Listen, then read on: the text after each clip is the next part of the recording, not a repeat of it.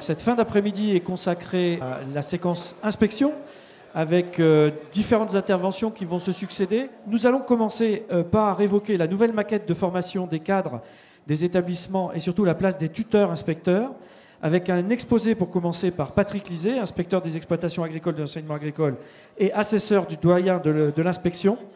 Un premier temps rapide va être consacré à un point d'information sur un dispositif ou un processus qui est en place maintenant depuis 1 an. Et puis on reviendra avec vos 3 collègues sur le tutorat. Alors, le premier process qui est en place depuis maintenant 1 an, alors dont vous avez entendu parler certainement, mais qui mérite sans doute peut-être dans l'esprit de certains d'être précisé, c'est le dispositif d'évaluation des établissements.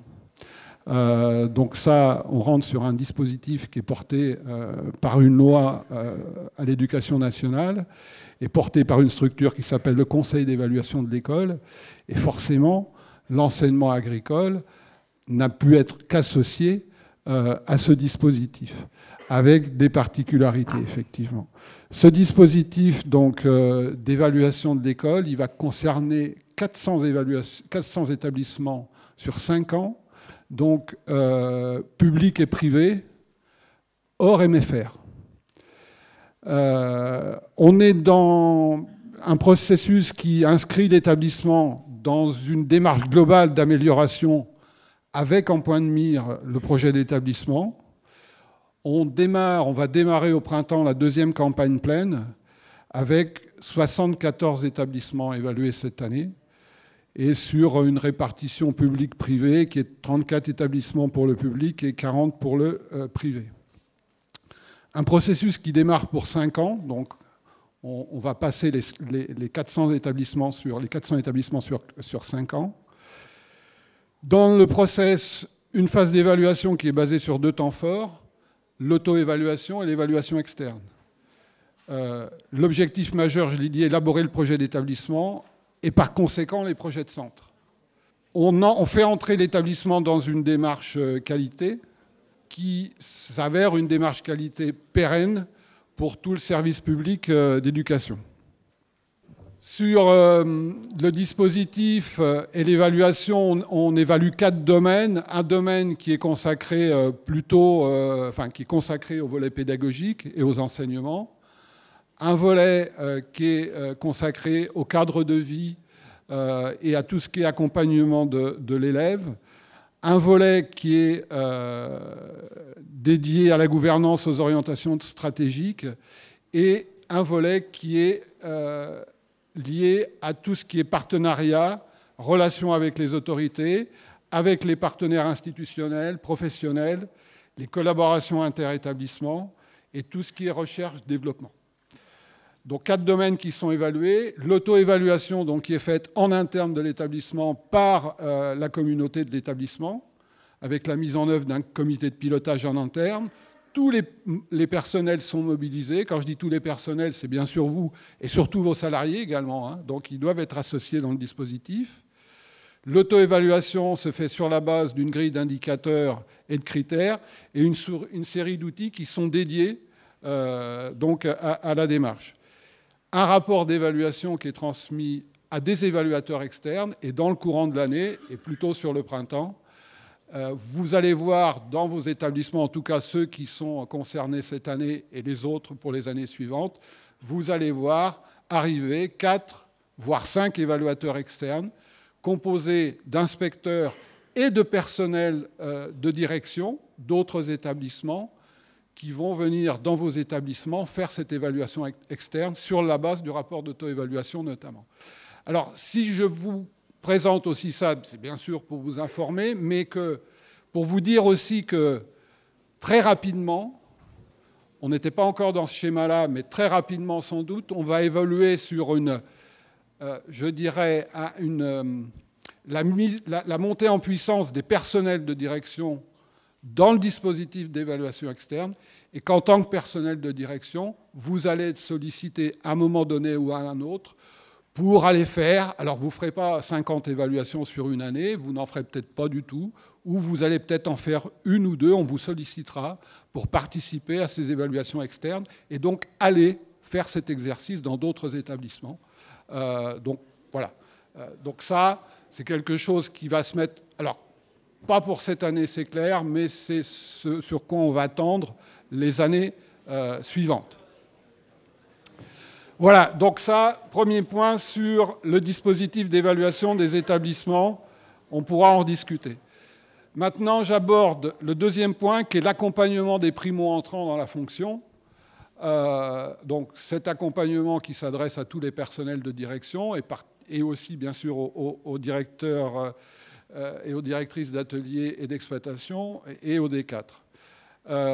Alors, rappel peut-être, je dirais, du dispositif, un dispositif éprouvé qui se base sur un cursus de formation qui s'étale sur 2 ans et qui est dispensé par AgroSup Dijon, avec différents intervenants, dont l'inspection, mais pas que. Un appui à prise de fonction qui est réalisé par l'inspection de l'enseignement agricole, donc un de mes collègues, puisque moi, avec mes nouvelles fonctions, je ne fais plus de terrain. Et puis surtout, et c'est ce dont on va vous parler maintenant, le tutorat. Alors le tutorat, vous savez sans doute tout ce que c'est, tout ce à quoi ça correspond. Il s'agit effectivement, à un moment donné, d'épauler, en tant que, je dirais, directeur ou directrice d'exploitation ou d'atelier chevronné, d'épauler un primo-entrant. Sur l'ancienne formule, aujourd'hui, on était sur une prise de contact, une journée du tuteur dans l'exploitation du tutoré, et inversement. L'évolution depuis cette année, 2023, septembre 2023, donc une évolution basée sur le constat que les primo-entrants manquent bien souvent de repères techniques, organisationnels et administratifs quant au fonctionnement des établissements et des exploitations. Et donc qui rentrent bien sûr dans un système complexe, mais ça vous le savez. Et donc sur ce constat-là, ce qui a été décidé, c'est d'engager un stage d'immersion dans l'exploitation ou l'atelier techno du tuteur, un stage d'immersion pour le tutoré, et d'une durée d'1 semaine complète au moment de la prise de fonction. Alors on verra que ça pose des problèmes, il y a des contraintes, ça a des avantages et des inconvénients. Effectivement, vos collègues témoigneront tout à l'heure. Les objectifs dans ce dispositif, c'est de donner des clés à l'agent, qui est primo-entrant, sur le pilotage technique du centre, sur la gestion des ressources humaines et notamment sur l'organisation du travail, aussi sur la planification des activités au quotidien, parce qu'il va y être confronté très très rapidement, et puis sur la préparation des instances, parce que quand on démarre en septembre, très vite, on va rentrer dans le process de préparation des instances d'automne. Donc, ce stage d'1 semaine, eh ben, les primo-entrants de cette année ont pu en bénéficier. Donc, je vais laisser la parole à 2 tuteurs et un tutoré pour qu'ils nous livrent leur témoignage sur cette première expérience. Marie-Pierre, donc, je démarre par toi. D'accord, merci. Bonjour à tout le monde. Donc, Marie-Pierre Angelbert, je suis directrice de l'atelier technologique de transformation de Rodez, dans l'Aveyron. Donc, pour vous situer, c'est un atelier de 700 mètres carrés. Notre premier métier, c'était la découpe de viande. Donc, on transforme principalement les viandes de l'exploitation agricole ovins, bovins. Donc, on a en viande fraîche, également salaison et conserve de viande. Voilà, 700 mètres carrés. On a 5,6 ETP dans lesquels j'ai 2,8 personnes en production. J'ai une personne qui est TFR, donc qui assiste à la pédagogie. Et j'ai une autre personne sur la partie secrétariat. Voilà, pour vous donc donner l'atelier, c'est un atelier qui fait donc les trois missions de l'enseignement agricole, c'est-à-dire production propre, donc avec la gamme que j'appelle la ROC. Ensuite, prestation aux agriculteurs, associations, entreprises du secteur sur la prestation des coupes, transformation. Et bien évidemment, la pédagogie, c'est la première mission. Donc, ça occupe nous, chez nous, à peu près 2 jours et demi de travail, enfin 2 jours et demi sur la pédagogie, hein, entre les mini-stages et également les étudiants qui viennent faire des travaux pratiques.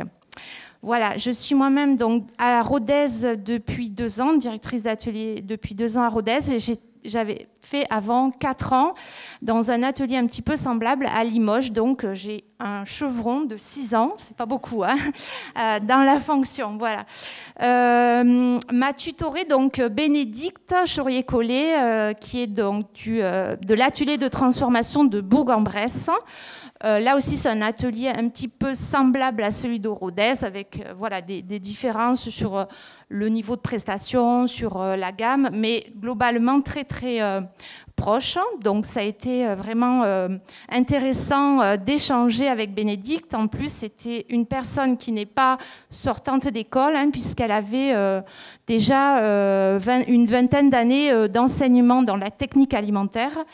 Donc au niveau technique, on était, on va dire, sur des échanges intéressants. Donc pour moi, ça a été voilà, intéressant de ce point de vue-là. C'est aussi un bénéfice, hein, donc de ces échanges avec la tutrice, avec tutoré, voilà, tutrice. Ensuite, donc sur les échanges, bon, quand on est enseignant, on ne connaît pas forcément toute l'architecture qu'il y a dans un établissement, on ne connaît pas forcément le rôle du CODIR, du comité de direction, quel niveau d'information on doit donner en CODIR, etc. Donc tout ça, on a échangé là-dessus. On a échangé également sur voilà, le rôle le financement des conseils régionaux, les achats de matériel, un ensemble de choses qui font qu'à la fois, quand on a ces informations-là à donner, eh ben, ça nous permet aussi d'avoir du recul sur notre propre activité. Donc c'est intéressant dans ce domaine-là. Voilà, donc j'ai préparé l'arrivée de Bénédicte qui normalement devait rester une semaine, mais pour des raisons qui lui étaient propres, elle devait suivre une formation le jeudi. Donc en fait, elle est restée 3 jours dans l'établissement. Donc je lui ai organisé des demi-journées, pas toujours avec moi, hein, mais avec les salariés, avec le directeur d'établissement et également avec le directeur de l'exploitation, puisque en même temps que je recevais Bénédicte dans l'atelier, mon collègue directeur d'exploitation recevait aussi une tutorée donc, sur son exploitation. Donc ça nous a permis aussi de faire voilà, des échanges à 4 personnes sur les établissements, sur les fonctionnements. Donc c'était assez intéressant aussi de ce point de vue-là. Et je le verrai aussi en piste d'amélioration pour le dispositif, c'est-à-dire que quand on est dans un EPL où il y a plusieurs centres techniques, c'est bien d'avoir ces échanges-là, à la fois sur des domaines voilà, de l'établissement qui reçoit, mais vis-à-vis des personnes qui viennent dans notre établissement. Voilà, donc pour ce qui est des limites, moi je vois la durée, parce que nous on a fait un programme sur 3 jours qui était assez intense, mais à la fois qui a permis à Bénédicte de découvrir voilà, des parties sur la relation avec les salariés, qui a vu des collègues donc, directeurs de l'établissement. Elle n'a pas pu rencontrer par exemple les enseignants, donc ça c'était un peu dommage de ne pas pouvoir l'avoir fait dans les 3 jours. Mais en même temps, voilà, une semaine, c'est très long. Je renvoie également à la personne qui était en stage sur l'exploitation de la Roque, hein, où voilà, c'est vrai que c'est une semaine, c'est long pour occuper la personne qui vient nous voir. Donc voilà, peut-être que le modèle 3 jours est pas trop mal. À la fois, c'est pas trop lourd pour le tuteur, donc c'est intéressant. Et puis, bon, pour le tutoré qui lui aussi commence des fonctions dans son établissement, voilà, ça peut être un bon compromis. Donc ensuite, le prolongement, c'est que nous continuons à échanger par mail. Hein. Donc voilà, sur un certain nombre de points, elle a été, je pense, éclairée, enfin j'espère, et elle continue à me demander des éléments. Moi, c'est pareil, hein, si j'ai des choses à lui demander sur un fonctionnement département de Bourg-en-Bresse. Et puis, donc, je vais aller en Bourg début janvier, normalement. C'était prévu fin d'année, mais je pense que ça va être plutôt en janvier. Voilà, donc en tout cas, moi j'encourage tout le monde à pouvoir faire cet échange-là. Moi je trouve que c'est bien aussi de pouvoir participer à la formation que dispense Dijon avec notre point de vue d'acteur sur le terrain. Bah oui, on peut la remercier, Marie-Pierre, merci beaucoup. Voilà. Pas évident de témoigner devant ses pairs de manière synthétique comme ça, c'est voilà. Donc bonjour à tous et à toutes. Donc, Nicolas Bulon, je suis le directeur de l'exploitation horticole du lycée de Marmillat, donc à Clermont-Ferrand. Donc comme Marie-Pierre, moi ça fait 6 ans que j'occupe le poste de directeur d'exploitation. J'en suis à mon 2e poste également.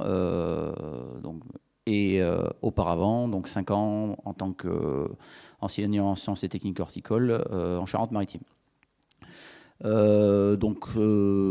Paul, qui est assis à côté de moi, n'est pas le premier tutoré que je suis, puisque c'est le 3e, donc l'expérience s'est renouvelée plusieurs fois. À chaque fois, ce qui a été très appréciable de la part de Dijon, c'est que c'était des débutants qui étaient en lien avec l'exploitation dont on s'occupe. Parce qu'effectivement, si ça avait été un primo entrant sur une exploitation d'élevage ou en viticulture ou en pisciculture ou dans un atelier de transformation, ça aurait été certainement beaucoup plus compliqué. Voilà, donc l'intérêt, effectivement, c'est de montrer un peu comment on organise notre travail. Alors, en horticulture, on a une spécificité, comme beaucoup de productions agricoles, c'est qu'on a une saisonnalité très très marquée, avec nous essentiellement 2 périodes que sont le printemps et l'automne en fonction des productions que nous faisons. Et par chance, l'exploitation de Plany à Nevers a des ateliers très proches de l'exploitation horticole de Marmillat, puisqu'on fait des plants maraîchers en bio, de la production florale et de la pépinière.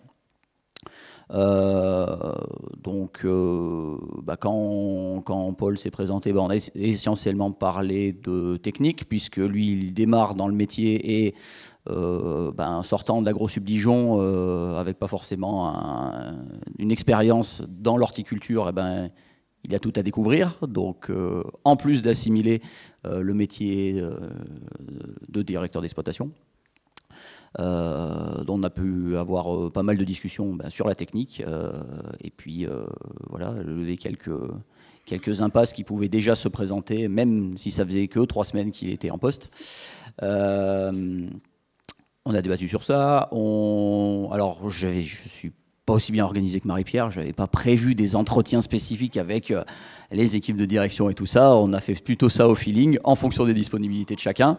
On n'a pas forcément, effectivement, vu de personnel enseignant, ou peu, de mémoire. Par contre, alors, chose qui était très importante, alors tu l'as mentionné, c'était... en tant que directeur d'exploitation, on s'intègre dans une équipe de direction. Donc, Paul a assisté avec nous au comité de direction de l'établissement, donc qui est quand même assez gros. On est une dizaine d'interlocuteurs dans l'équipe de direction, donc voir comment ça fonctionne et quels sont les sujets qu'on traite. Et puis, par chance, c'est bien tombé, parce que 2023, c'était comme ça. Et, c'était que cette semaine-là, il y avait le salon Tech & Bio à Valence, où j'avais prévu de me rendre. Donc du coup, nous allons faire voir ce salon tous les deux. Donc ça lui a permis de découvrir le fonctionnement d'un salon professionnel dans le monde de l'horticulture et du maraîchage, et de essayer de commencer déjà à trouver quelques éventuels fournisseurs, avoir quelques contacts. Dans les choses qu'on a abordées, effectivement, c'est le lien avec la pédagogie. Quelle est l'utilisation pédagogique de l'exploitation par le lycée d'une part. Et alors nous, on a aussi le CFPPA qui intervient, donc comment on travaille avec ces gens-là et de façon récurrente quand ils sont en travaux pratiques et en stage, mais aussi sous forme un peu plus organisée. Est-ce qu'on met en place des systèmes de réunion régulières avec les équipes pédagogiques pour savoir comment on avance sur les projets qu'on porte?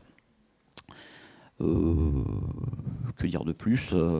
Alors, moi, j'ai trouvé ça, pour avoir connu l'ancienne mouture, avec un jour, donc le tutoré va chez son tuteur et l'inverse. Alors ça, c'est très court. Alors même, donc moi, j'ai fait Tarbes, Belfort et maintenant Nevers. Bon, de Clermont, ça fait un peu loin, ça fait des sacrées distances. Alors on y va toujours un jour avant, mais on peut... Et ben, c'était... Alors, ouais, les visites sont... Ouais, c'est un jour, on n'a pas le temps, quoi. On courait après le temps. Là, sur une semaine, on a le temps de voir beaucoup plus de choses. S'il y a des choses à laquelle on n'a pas pensé le lundi, ben, peut-être que d'ici le vendredi, ça ressort. Donc ça, c'est important. Que dire? Donc ça, c'est vraiment agréable. Et puis, il y a des moments où on n'était pas effectivement toujours ensemble. Quand on avait des impératifs liés à nos postes, et ben, chacun allait de son côté. On prenait des moments, voilà, quand il y a des urgences. Après, dans les difficultés de... Moi, j'ai pas trouvé... Enfin, je suis assez favorable à ce fonctionnement-là. Merci. On va terminer tour de table avec Paul. Paul Mariade, donc directeur de l'exploitation horticole de Plagny à l'EPL de Nevers depuis septembre. Donc moi, je suis un sortant d'école de l'Institut Agro Dijon en spécialité production animale. Donc c'était vraiment une... Quand même, ouais. Ah ouais. Le végétal et l'horticulture, c'était vraiment une très grande découverte. Et donc cette semaine d'immersion, enfin, c'était d'abord une bouffée d'air pour sortir un peu des premières semaines un peu compliquées sur l'exploitation, de découvrir d'autres pratiques qui sont faites, surtout que je suis arrivé sur l'exploitation, la production était un peu en arrêt.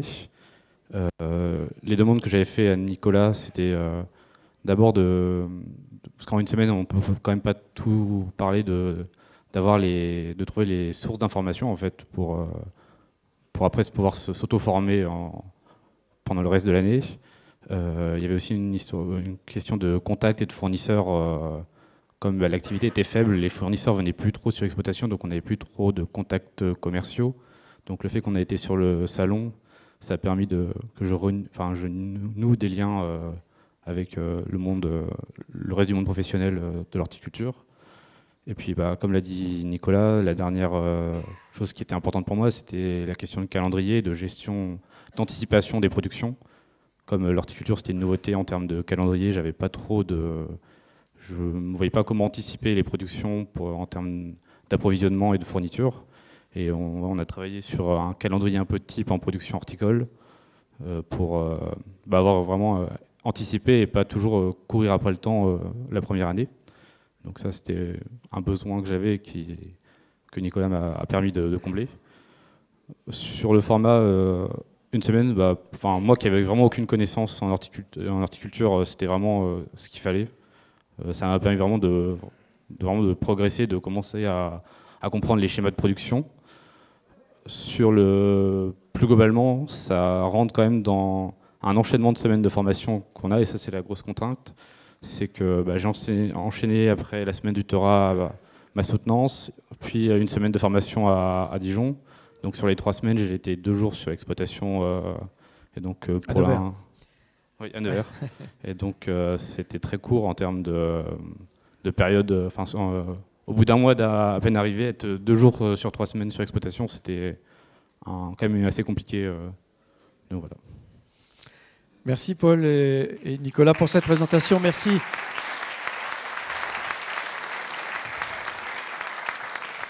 Merci pour ces témoignages. Alors, suite à ces présentations, je vous invite éventuellement à poser 1 ou 2 questions, compte tenu du temps qui nous est imparti. Juste une question, ou une remarque plutôt. On constate, j'ai pu constater moi-même, et Paul en est l'exemple parfait. En tant que sortant d'école, on n'a souvent pas le bagage technique quand on arrive sur nos exploitations. Pourquoi il ne pourrait pas y avoir, dans ces cas spécifiques-là, des stages justement de prise en main un peu technique sur les exploitations de tuteurs, par exemple, ou sur d'autres exploitations correspondant en termes de production, avant même l'entrée sur le poste, parce qu'on arrive sur les postes. Alors moi, j'ai eu la chance je connaissais déjà l'exploitation sur laquelle je suis arrivée. mais on arrive sur les postes, on n'a pas de bagage technique c'est plus que compliqué de pouvoir prendre la maîtrise. Ça demande de l'agilité, une facilité d'adaptation. On est tout de suite dans le feu, on est tout de suite pris par toutes les problématiques administratives qu'on peut avoir sur les exploitations. Et clairement, le management des salariés, quand on n'a aucune maîtrise technique, il est hyper compliqué. Bien compris. Donc voilà. Merci beaucoup. Alors, effectivement, hein, c'est un sujet qu'on a déjà évoqué avec Marie-Pierre et puis avec d'autres. C'est une piste qui peut s'entrevoir. Mais c'est une piste qui ne peut s'entrevoir que pour une partie d'entre vous. C'est-à-dire que dès lors qu'effectivement vous êtes déjà élève fonctionnaire donc à Dijon, ça ne pose pas de problème, parce que vous faites partie de la maison. Et effectivement, vous intégrez, vous connaissez votre exploitation d'arrivée assez tôt. Donc ça, c'est quelque chose qui peut s'envisager assez facilement. Et peut-être qu'effectivement, on évoluera vers ça.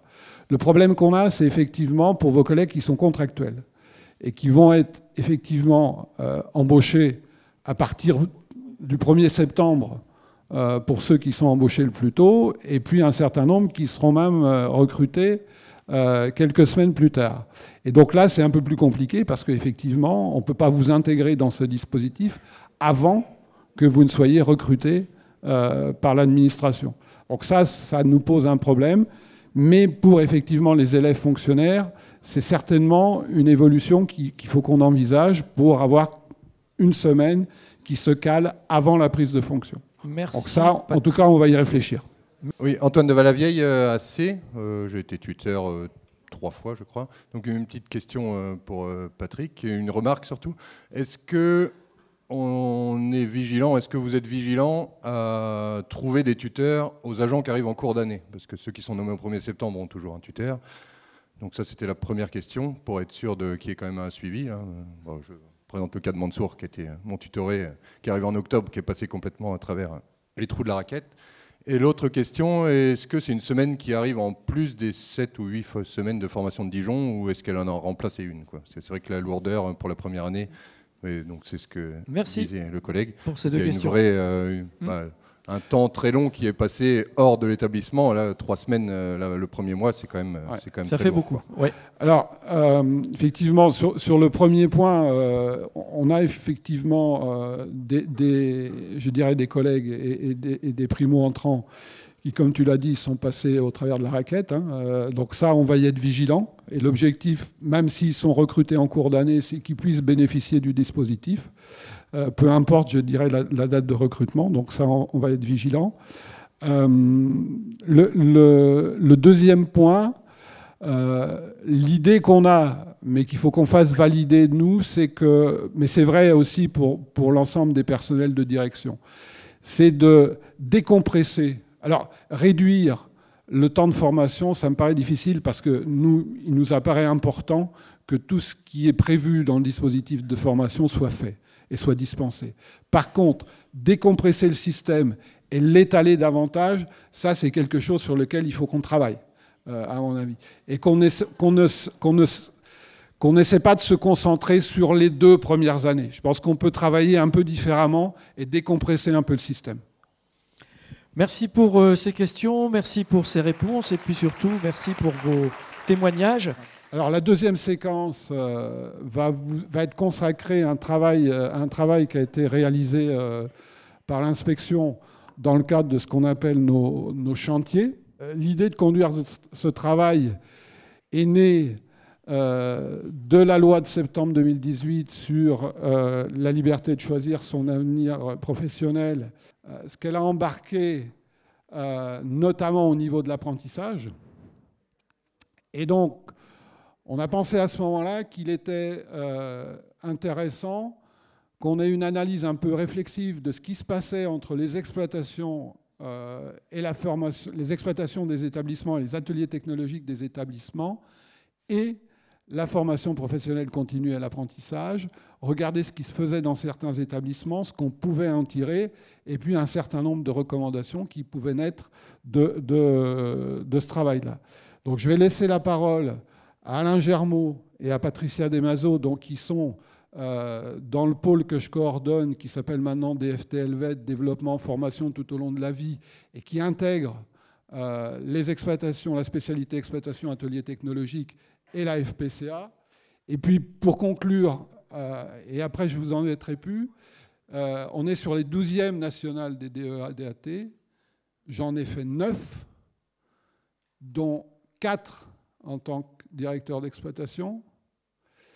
J'en ai fait 2 en tant que chef d'établissement et le reste en tant qu'inspecteur. Ce sera mes dernières, puisque l'année prochaine, je voguerai vers d'autres occupations.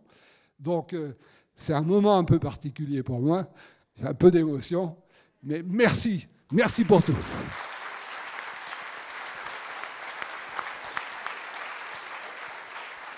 Bien, Patrick a fait une bonne intro, donc on n'a pas beaucoup de choses à rajouter sur cette intro, si ce n'est qu'on va vous faire une présentation d'un rapport donc, qui a été publié en 2022, qui est disponible sur Chlorophylle, et que si nous le présentons à 2 voix, nous l'avons écrit à plusieurs mains, et parmi les mains qui étaient présentes pour l'écriture, il y a aussi celle de Magali, qui est ici. Voilà. Bien, alors, peut-être quelques mots quand même pourquoi cette question s'est posée à nous. Certes, c'était une commande institutionnelle, mais il y a quand même des choses qui ont changé dans le paysage de la FCPA et puis, des exploitations agricoles.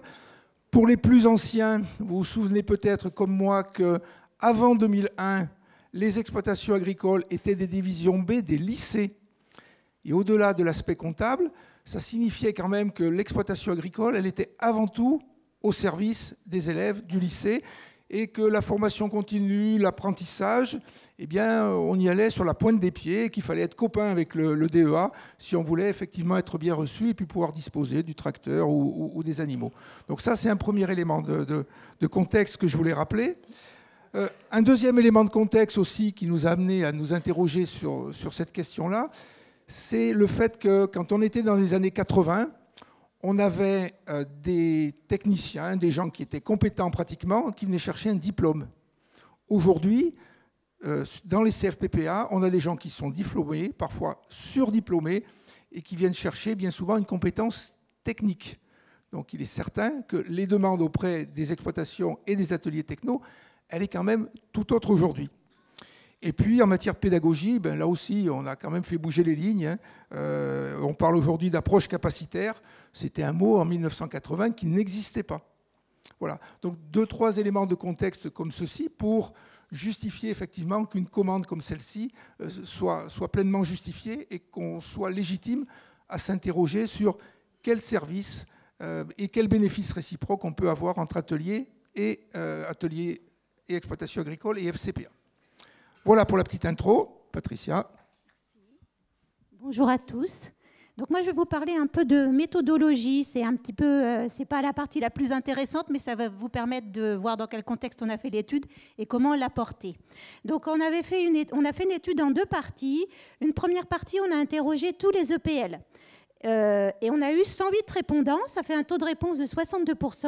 On a interrogé les équipes de direction, c'était dans le contexte de la loi, et la question principale, c'était de savoir si les exploitations ou les ateliers étaient des atouts pour la formation continue et l'apprentissage, donc les CFA et CFPPA, dans les EPL. Les équipes de direction qui ont répondu donc à 97% que oui, les exploitations et ateliers étaient des atouts pour la FPCA.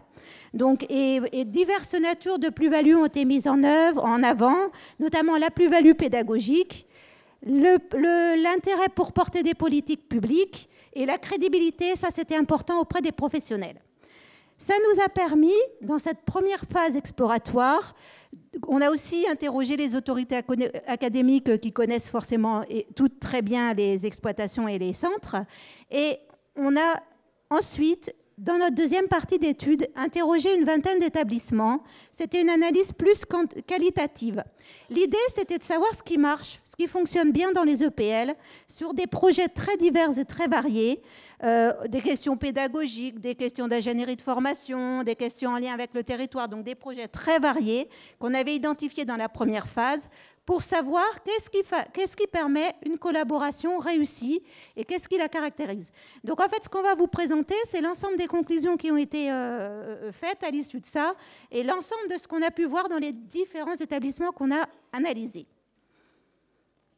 Et la première est déjà une vision globale des principaux facteurs mis en avant. Alors je reprends le micro, moi pour évoquer les freins et puis les facteurs favorables. Alors je pense que vous allez vous retrouver, hein, ici on a un schéma qui en reprend un certain nombre, mais vous allez vous retrouver, vous reconnaître vraisemblablement. Alors au titre des freins, eh bien, quand l'exploitation est à 10 ou 15 km, c'est bien évident que ce soit pour la FCPA ou pour la voie scolaire, c'est quand même plus compliqué. Il est bien évident également qu'il y a un certain nombre d'autres contraintes matérielles qui pèsent, hein. On a des salles pour accueillir les formés ou pas, on a des vestiaires ou pas, on a tout le matériel qu'il faut ou pas, on a les troupeaux qui nous sont sollicités ou qui sont demandés ou pas. Bref, on peut manquer de support et il y a un certain nombre quand même de freins matériels qu'il est parfois difficile de lever, au moins à court terme. On a, et puis vous avez sûrement aussi quelques contraintes organisationnelles, hein, c'est-à-dire les horaires du SELF sont rigides, le secrétaire général ne veut pas accueillir des élèves qui ont fait la traite le matin trop tôt ou le soir trop tard, ça existe. On a des disponibilités de matériel qui font que on a des demandes qui sont concentrées à certaines périodes de l'année et qu'on n'a pas suffisamment de tracteurs ou de vaches disponibles pour faire. On a parfois aussi des contraintes internes qui sont une vie scolaire rigide qui ne permet pas effectivement de vous faciliter les choses pour l'accueil des élèves. Donc toutes ces contraintes organisationnelles, elles existent, on peut les assouplir, mais parfois ça reste difficile. En matière de comptabilité aussi, vous avez bien vu que vos professeurs, notamment d'Axe, vous demandent souvent des situations économiques qui sont traitées. Et la comptabilité publique, eh bien, voilà, on la compare plus difficilement avec les exploitations voisines. Et de ce fait, vos comptabilités d'exploitation sont rarement, je pense, même utilisées en pédagogie. Au titre des contraintes également, on a souligné la concordance des temps ou des différences de temporalité entre de la FCPA qui demande d'une année sur l'autre des nouveaux supports parce qu'on a décroché un marché qu'on n'avait pas l'année passée et on aurait besoin de tel ou tel support. Et puis l'exploitation, elle a une toute autre temporalité parce qu'on ne fait pas évoluer un système de production du jour au lendemain et que sa temporalité, elle est plutôt de 2, 3 ou 4 ans. Alors que pour la FCPA, eh bien, ce serait 1 an. On a également des situations financières également qui font que vous, en qualité de DEA ou de DAT, eh bien, vous êtes parfois un petit peu frileux pour vous embarquer sur quelque chose qui vous paraît un petit peu fragile ou un petit peu hasardeux et qui fait que voilà, vous n'êtes pas en mesure de répondre positivement parce que votre situation financière ne vous permet pas beaucoup d'écart et que vous savez toujours, même si ce n'est pas tout à fait ça la réalité, qu'on vous juge toujours quelque peu au travers de votre résultat. Alors s'il y a des contraintes, il y a heureusement et bien évidemment des facteurs qui sont favorables. Dans ceux qu'on a pu identifier clairement, c'est une volonté commune. Quand on a une équipe de direction qui va dans le même sens, qui a les mêmes objectifs, qui partage les mêmes priorités, eh bien on s'aperçoit systématiquement que les freins qu'on a évoqués tout à l'heure, eh bien tout doucement, ils se gomment et qu'on apporte de l'huile dans le système et que les choses vont beaucoup mieux. Alors quand on parle de la volonté de l'équipe de direction, il faudrait aussi rajouter la stabilité de l'équipe de direction. Oui.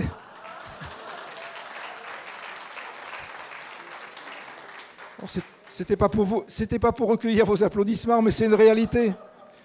C'est une réalité observée.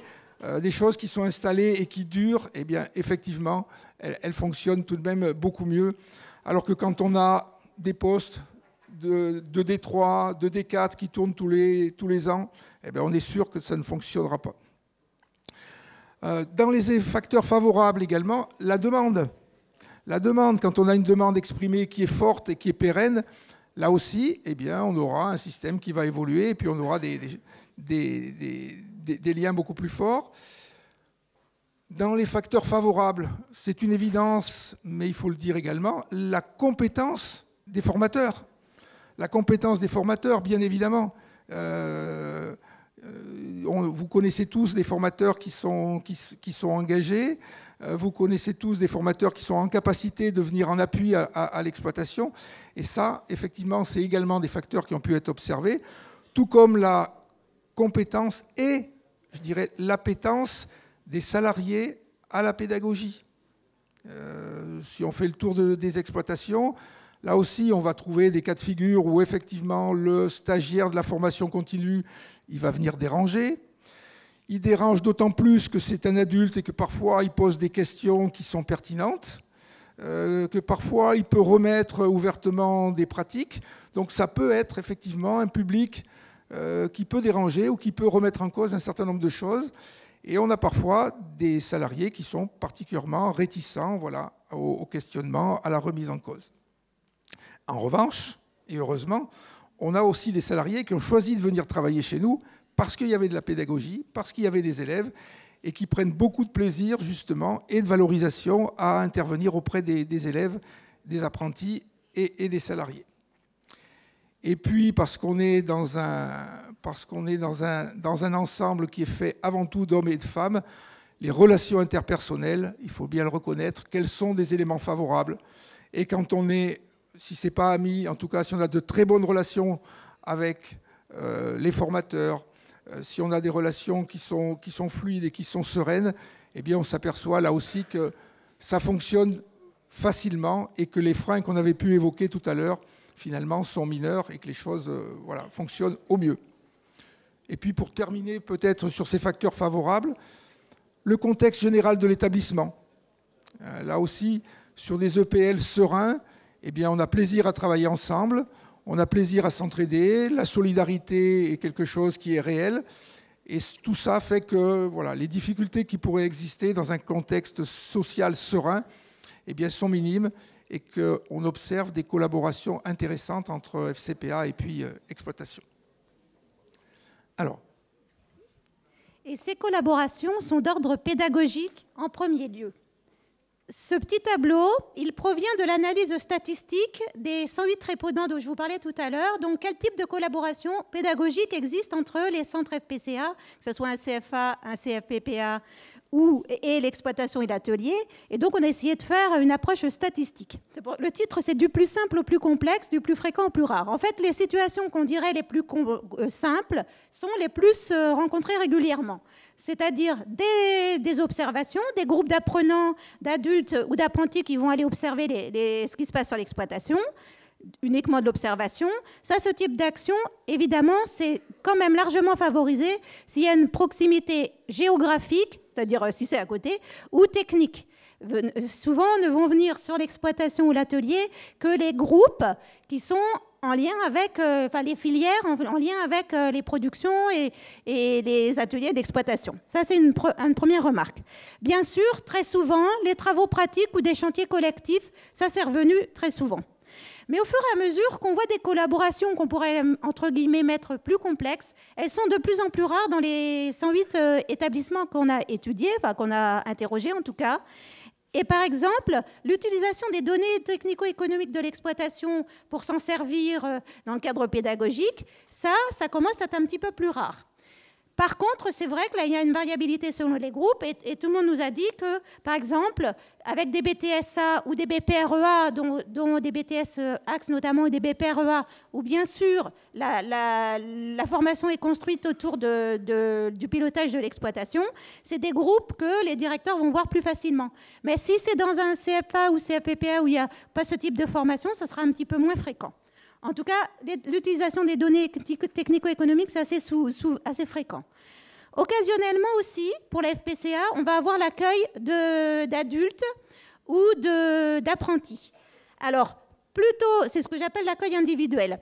L'accueil individuel en adulte, ça va être par exemple, c'est des cas qu'on nous a expliqués, donc ça va être par exemple l'accueil d'adultes qui sont intéressés par une filière, par un domaine de formation et qui vont être accueillis sur l'exploitation pour confirmer ou pas leur choix d'orientation, notamment, par exemple, ça peut être dans le cas des publics les plus éloignés de l'emploi, etc., qui vont venir vers le milieu agricole sans forcément le connaître. Ça peut aider à construire et à finaliser leur parcours d'orientation. Ça peut être aussi évidemment des stages individuels en formation continue. En apprentissage, c'est un peu différent. Parce qu'en apprentissage, bien sûr, c'est l'exploitation support de stage qui est le premier lieu d'acquisition des compétences. Alors on pourrait se poser la question de quelle place va trouver l'exploitation de l'établissement par rapport à ça. Mais sa place, vous allez la voir, elle existe, elle est importante aussi. Et là, sur les accueils individuels, on a deux situations. Situation assez souvent rencontrée d'apprentis qui sont en apprentissage sur l'exploitation de l'établissement. Et là, très souvent, ce qu'on observe, c'est que ce n'est pas des apprentis de l'EPL, mais souvent, il y a des croisements, ça va être un apprenti d'un autre CFA qui est accueilli sur l'EPL, pour éviter, parce que sinon, ça peut mettre le directeur d'exploitation dans une situation un peu particulière, où il est à la fois employeur d'un apprenti et collègue, si je veux dire ça comme ça, en tout cas dans l'institution qui va former l'apprenti au CFA. Donc parfois ça peut poser des difficultés et certains directeurs expliquent qu'ils préfèrent prendre un apprenti d'un autre CFA. Donc ça, c'est le cas en apprentissage. Et puis, sachez aussi qu'il est possible d'accueillir ce qu'on appelle des stages complémentaires. Ça, c'est dans le cas, par exemple, on a une formation en apprentissage où l'apprenti, chez son employeur, ne va pas découvrir toutes les activités. Et il est possible, le directeur de CFA a la possibilité de proposer un stage dit complémentaire qui peut se faire dans une autre entreprise ou sur l'exploitation du lycée, enfin de l'EPL, pardon, excusez-moi, où il viendra chercher les compétences complémentaires. Voilà. Et le dernier cas, qui est quand même le cas le plus rarement proposé, mais ce qui fait son intérêt, c'est qu'il est très diversifié. C'est ce que nous, on a appelé les actions diverses de pilotage ou de responsabilisation. C'est tous ces dispositifs pédagogiques où les apprenants, donc soit des adultes, soit des apprentis, vont être intégrés dans une réflexion stratégique. Alors, on a vu plein d'exemples. La gestion d'un espace en autonomie, c'est-à-dire qu'on confie une parcelle, par exemple, à un groupe d'adultes et ils sont complètement responsables, sous couvert du directeur d'exploitation, de la gestion de la parcelle. Ça va être des adultes ou des apprentis qui participent à une expérimentation qui est portée par l'établissement.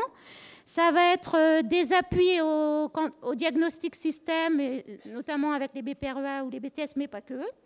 Et puis, des situations intéressantes aussi qu'on a souvent vues, où les apprenants, donc des adultes ou des apprentis, vont être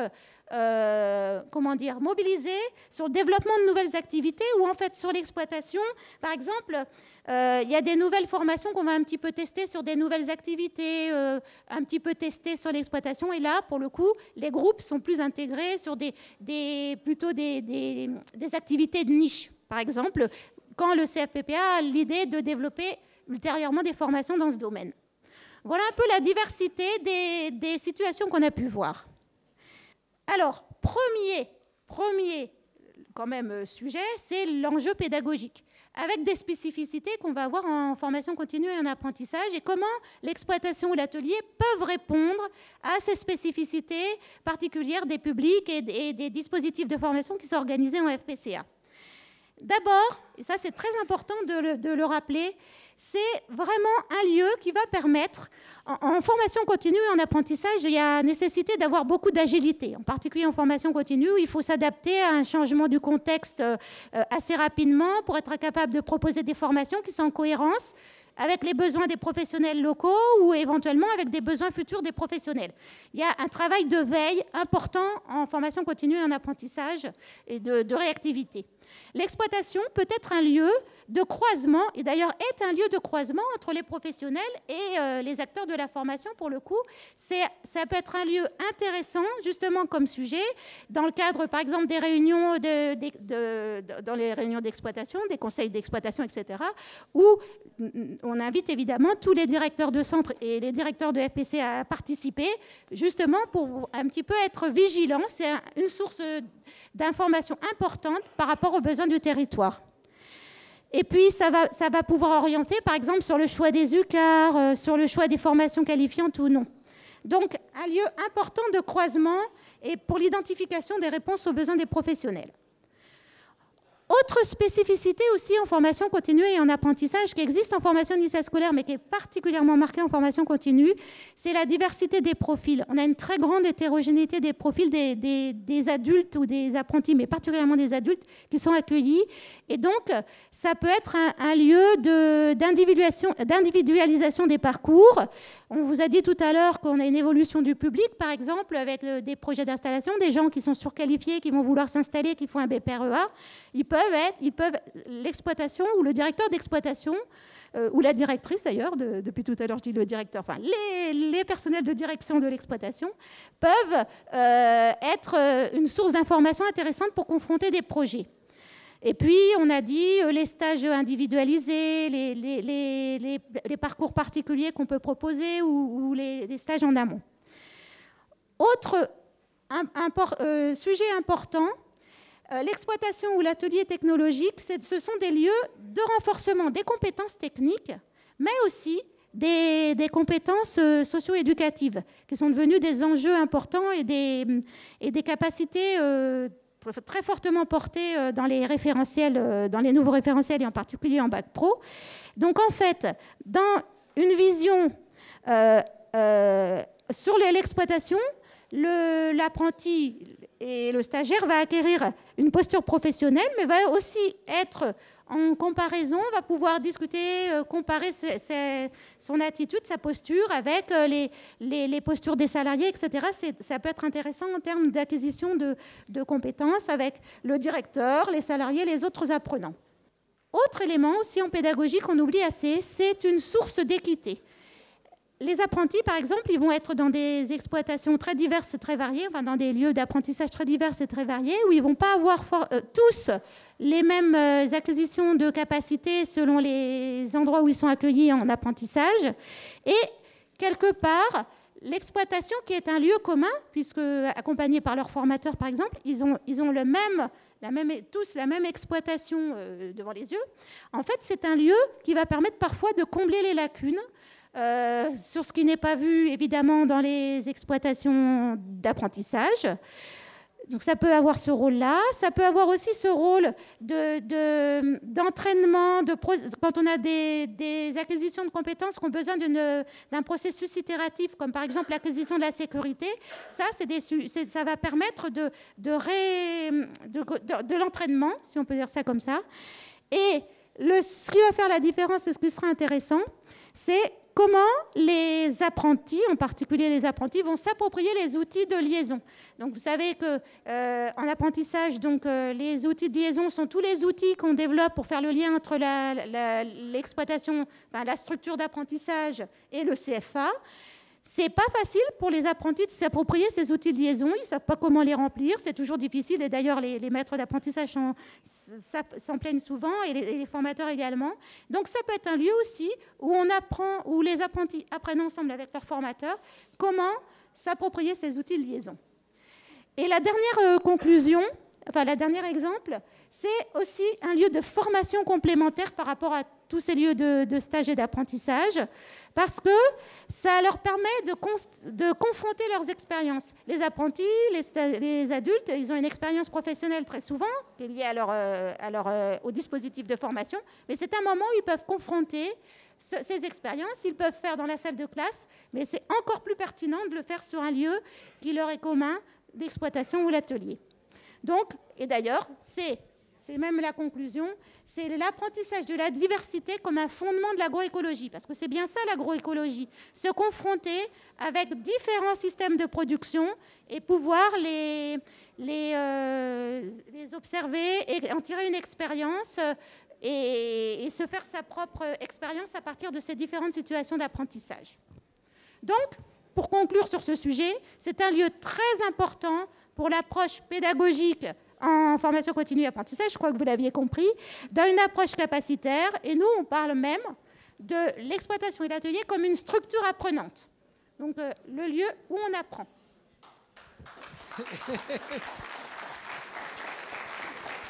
On avait 2 magnifiques diapos encore, mais bon, allez. Alors on en profite quand même au passage, on en prend connaissance. Allez, si vous voulez. Pour ce qui concerne les stratégies gagnantes. Allez, okay. Oui, les stratégies gagnantes, où est-ce qu'on les a observées? Allez, je vous le dis très vite, on les a observées sur les établissements spécialisés. Chaque fois que vous êtes sur un EPL Viti, forêt, caisse, ortie, maraîchage, voilà, ça c'est des stratégies gagnantes. Stratégie gagnante chaque fois qu'on a pu capter des moyens également supplémentaires. On a un tiers-temps, un chef de projet, des cases d'art, des projets émergence. Ça, c'est des stratégies gagnantes qui font avancer. Quand vous avez un territoire particulièrement actif, avec un PAT déjà en route ou d'autres liens forts au territoire, ça là génère aussi, une dynamique ça gagne. Également. Lorsque votre établissement a déjà fait des pas dans les politiques publiques et s'est engagé, eh bien, généralement, là aussi, dynamique, et on retrouve des choses intéressantes entre ces centres-là. Et puis aussi tous ceux qui savent bénéficier et profiter des réseaux existants, que ce soit les réseaux régionaux, que ce soit les réseaux nationaux. Ça aussi, c'est des stratégies gagnantes qui font avancer et qui font que les choses se déroulent beaucoup mieux. On a une autre diapo, Patricia, puisqu'on va vite. Cette diapo-là, et c'est la dernière, on vous le promet, elle est là un petit peu pour enfoncer le clou, mais surtout pour souligner finalement quels sont les acteurs et les méthodes qui sont clés. Dans les acteurs clés, je l'ai dit tout à l'heure, l'équipe de direction et le DEA, bien évidemment. L'équipe de formateurs, toujours. À souligner comme élément clé, la contractualisation également, que ce soit en interne, c'est-à-dire lorsqu'on a des protocoles d'échange qui sont carrés, qui sont limpides, là aussi, ça va beaucoup mieux et on accepte plus facilement les échanges. Contractualisation avec des partenaires extérieurs. Des salariés impliqués, ça a été dit. Et puis des partenaires de territoire qui viennent, comme on l'a vu par exemple ce matin en visite à la Ricarde.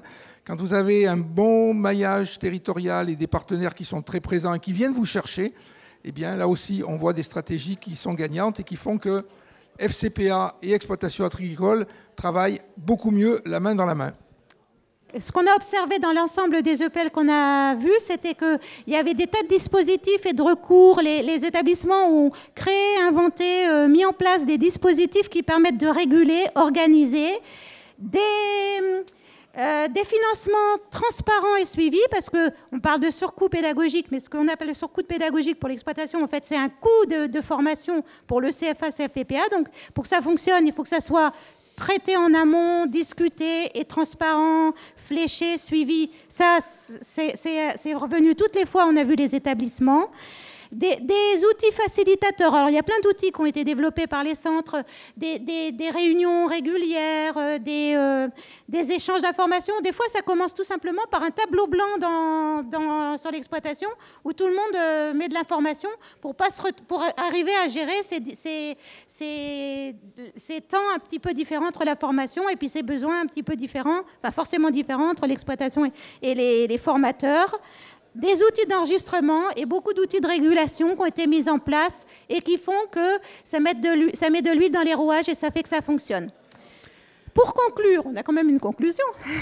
Donc, la vraie. Une vraie conclusion. Donc, vous avez compris, hein, c'est une vision. Nous, on porte une vision transversale de l'EPL où tous les centres travaillent en complément et pour des bénéfices réciproques, parce que c'est bien l'idée. Ce que le rapport a mis en évidence, c'était vraiment que chaque centre, tous les centres qui travaillaient ensemble, en tiraient des bénéfices réciproques et sur tous ces domaines qu'on vous a présentés.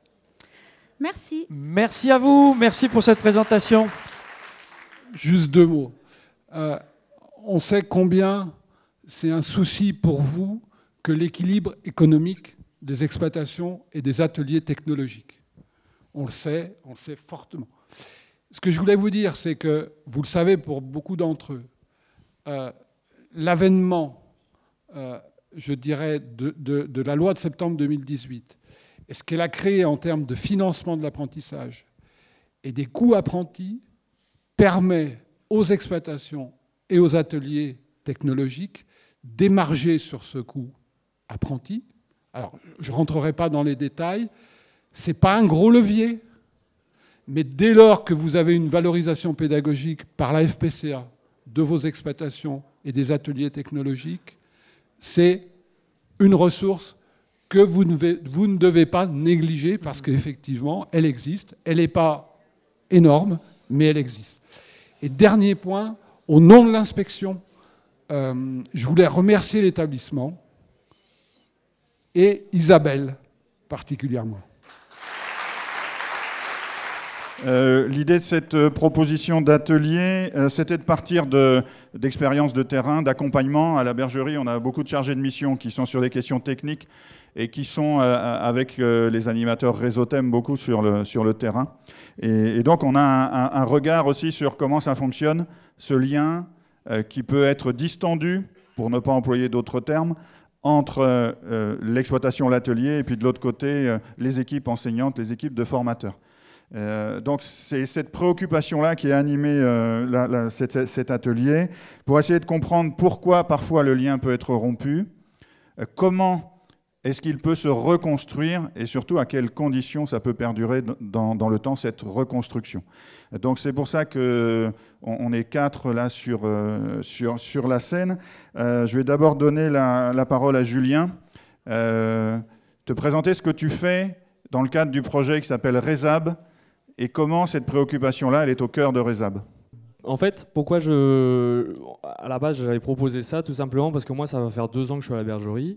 Voilà, donc je suis un bambin, moi. Et la question, les échos que j'avais depuis 2 ans, c'est quand on parle de pédagogie avec les DEA, c'est oh putain, vas-y, la pédagogie, on a des profs qui veulent faire certaines choses, et puis finalement, ça dure pas longtemps, et après, c'est nous qui récupérons, et est-ce qu'on avance, etc.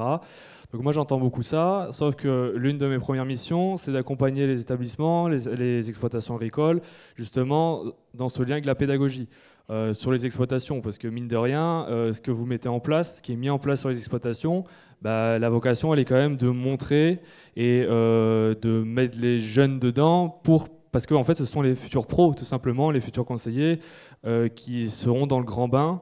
Voilà. Donc, à partir de là, moi, le constat ou du moins les échos que j'avais, c'était que c'était souvent très unilatéral. On avait des personnes, formateurs, enseignants, qui arrivaient avec une volonté de travailler sur l'exploitation, sans pour autant avoir en tête déjà la pression que vous avez, notamment lorsque l'exploitation elle n'est pas forcément dans le vert, voire même pas dans le jaune encore. Également la question du temps et la question des salariés. Voilà, donc il y a toutes ces questions-là. Et donc dans RESAB, ce qu'on voulait faire, si vous avez bien suivi en début d'après-midi, nous, RESAB, c'est un projet éco-phyto. Voilà, donc on veut essayer quand même d'amener plus loin que les 0 à 20% supplémentaires, comme disait M. Sellos tout à l'heure. En fait, finalement, le but, ça va être de partir, non pas de la pédagogie vers l'exploitation, mais l'inverse. C'est-à-dire que vous, en tant que DEA, vous avez des attentes aussi, des choses que vous avez envie de mettre en place sur l'exploitation, toujours pour aller dans le mieux-disant, et donc des ambitions. Et le but, c'est de reprendre ces ambitions-là et d'aller voir la PEDA en leur disant « moi, j'aimerais bien faire ça, parce que ci, parce que ça ». Et du coup, la question, c'est qui je veux voir, et derrière, comment on arrive à faire intégrer pour que tu fasses travailler tes jeunes dedans, et toi avec, et avec moi, et avec les partenaires du territoire, justement sur moi, mon ambition, ma question, ma problématique. Donc ça, c'est la vraie volonté finalement de RESAB. Voilà, de manière générale. Une quinzaine d'établissements, donc des binômes. Oui, alors vous avez beaucoup de représentants d'établissements qui sont déjà ici, de DEA qui sont dans le projet. Je vous invite à vous rapprocher d'eux. Effectivement, c'est sur toute la France. C'est peut-être aussi une des difficultés, c'est d'avoir 3 groupes qui sont quand même étalés sur tout le territoire. Il y en a un en Corse également. Donc il y a aussi cette difficulté.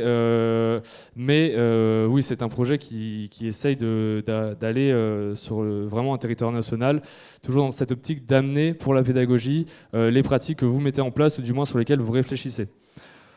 Moi, je vous l'ai dit, ça fait 2 ans, et en fait, moi, ce qui me frustre un peu, c'est que dans mon travail, j'ai rarement, finalement, des gens en face de moi qui vont me dire si je fais bien ou mal les choses. Et par contre, ce que je me rends compte, c'est que d'un côté, on va avoir les DEA, donc vous avez quand même, je pense, beaucoup de comptes à rendre. Si vous faites bien, si vous faites mal, bon, en général, même si vous faites bien, j'ai entendu, si vous faites bien les choses, vous allez quand même avoir des gens derrière qui vont vous dire, parce qu'ils ont juste envie de vous le dire, finalement, non, c'est de la merde. Voilà. Mais derrière vous, il y a quand même une grosse comment ça s'appelle ? Une grosse ambition.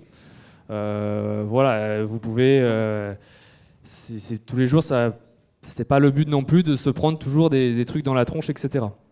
Et de l'autre côté, on va avoir des enseignants que nous, on essaye d'amener vraiment, au regard de ces pratiques-là, de les faire travailler dessus.